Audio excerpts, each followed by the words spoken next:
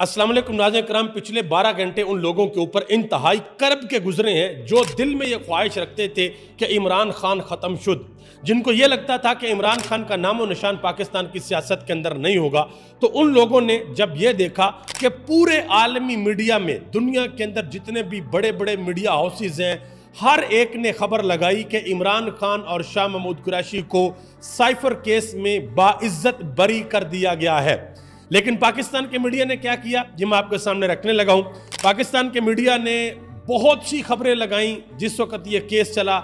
ये कहा कि जी इस केस के अंदर ना इमरान खान बचेगा ना शाह महमूद कुरैशी बचेगा, इन्होंने दुनिया के साथ हमारे ताल्लुकात ख़राब कर दिए हैं। मोहतरमा मरियम नवाज साहिबा तो यहाँ तक कहती रही कि अब दुनिया का कोई मुल्क हमें साइफर ही नहीं भेजेगा। हालांकि उनको इतना नहीं पता था कि साइफर दुनिया का कोई मुल्क नहीं भेजता, बल्कि हमारा अपना एम्बेसडर होता है जो किसी भी मुल्क के अंदर होने वाली कम्युनिकेशन हमें भेजता है कि मेरी उस मुल्क में वहाँ की हुकूमत के साथ या वहाँ के हुकूमत के किसी बंदे के साथ ये बातचीत हुई है।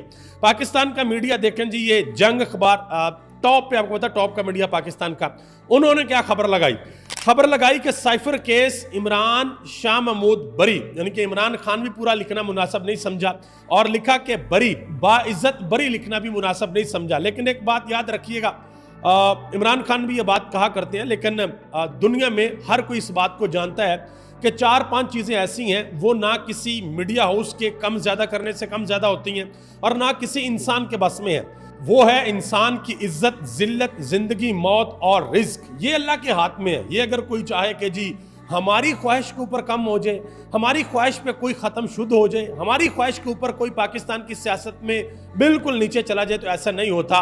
तो आपने देख लिया कि किस तरीके से पाकिस्तान और आलमी मीडिया के ऊपर इमरान खान की खबरें लगी हैं कि इमरान खान को साइफर केस में बाइज्जत बरी कर दिया गया।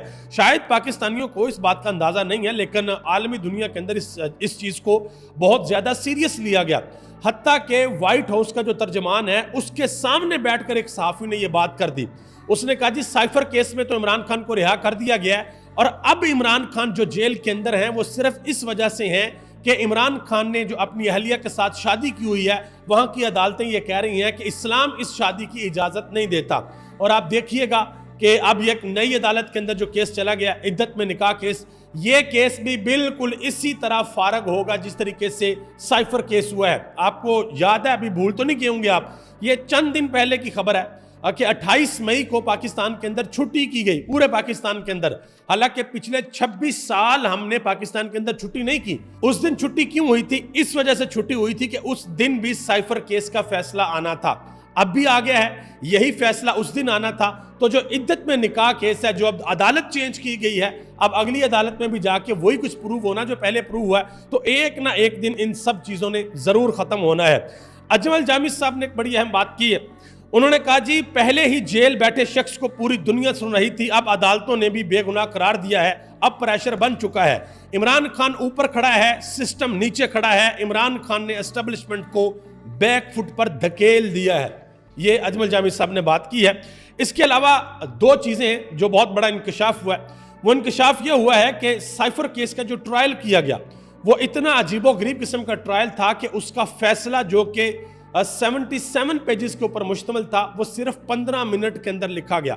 और जो दूसरे जज साहब थे, जस्टिस मियां गुल हसन औरंगजेब साहब, उन्होंने तो और डेंजरस बात की।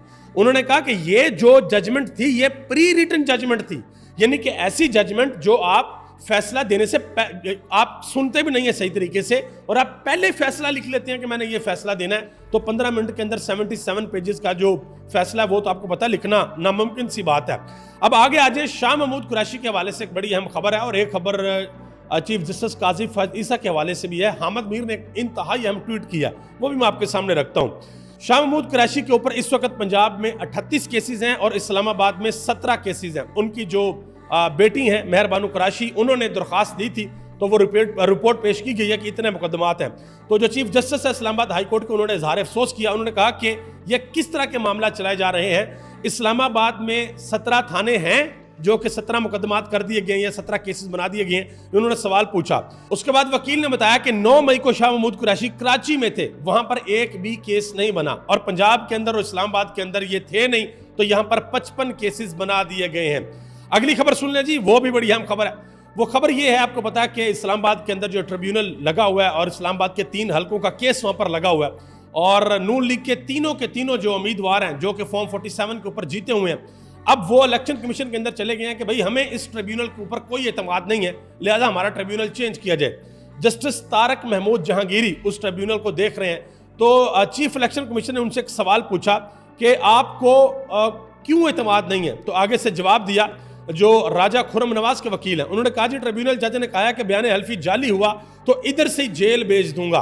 तो चीफ इलेक्शन कमीशन ने पूछा कि अगर आपने कुछ गलत नहीं किया तो आपको जेल से खौफजदा नहीं होना चाहिए। लेकिन यहां पर भी आप देखिएगा कि इलेक्शन कमीशन ऑफ पाकिस्तान साथ मिलकर गेम जरूर डालेगा, पहले भी ऐसे होता आया है। एक और बड़ी अहम खबर आई है इस्लामाबाद हाई कोर्ट से।